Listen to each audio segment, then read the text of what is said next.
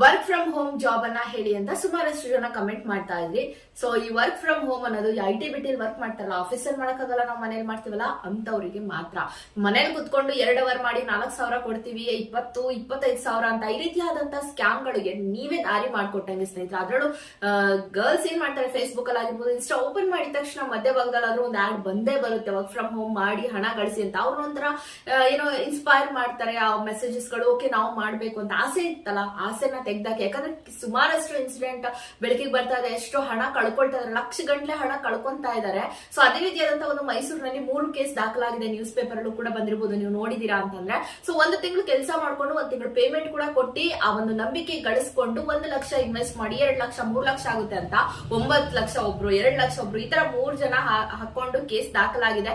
ಬೆಳಕಿಗೆ ಬಂದಿರೋದೇ ಇದು, ಬೆಳಕಿಗೆ ಬರ್ದೇನೆ ಹೋಗಿರೋದು ಇನ್ನೆಷ್ಟು. ಅದೇ ರೀತಿಯಾದ ಲೋಕಲ್ ಆಪ್ ಬಗ್ಗೆ ನನ್ನ ಯೂಟ್ಯೂಬ್ ಚಾನಲ್ ಅಲ್ಲಿ ಹಾಕಿದ್ದೆ. ಸುಮಾರಷ್ಟು ಜನ ನಾವು ಕಮೆಂಟ್ ಮಾಡ್ಕೊಂಡಿದ್ದಾರೆ, ಹಣ ಕಳ್ಕೊಂಡ್ವಿ, 2,000 ಹೋಯ್ತು, 8,000 ಹೋಯ್ತು ಅಂತ. ಹೇಳಕ್ಕೆ 8,000 ಆದ್ರೆ ದುಡಿಯೋದು ಎಷ್ಟು ಕಷ್ಟ ಅಲ್ವಾ. ಹಾಗಾಗಿ ದಯವಿಟ್ಟು ಇಂಥದ್ದೆಲ್ಲ ನಂಬಿಟ್ಟು ವರ್ಕ್ ಫ್ರಮ್ ಹೋಮ್ ಅನ್ನೋ ತಲೆಯಲ್ಲಿ ಯಾರ್ಯಾರು ಇಲ್ಲೇ ಇಟ್ಕೊಂಡಿದ್ರ ಅದನ್ನೆಲ್ಲ ತೆಗೆದಾಕಿ ದುಡಿಬೇಕು ಅನ್ನೋದಿದ್ರೆ ನಿಮ್ಮ ಹತ್ತಿರದಲ್ಲಿ ಒಂದು ಏನಾದ್ರು ತರಕಾರಿ ವ್ಯಾಪಾರ ಮಾಡಿ, ಹಣ್ಣು ವ್ಯಾಪಾರ ಮಾಡಿ, ಅಥವಾ ನಿಮ್ಗೊಂದು ಓನ್ ಟ್ಯಾಲೆಂಟ್ ಇದೆ ಅಂದ್ರೆ ಒಂದು ಬಿಸ್ನೆಸ್ ಅನ್ನಾದ್ರೂ ಮಾಡಿ.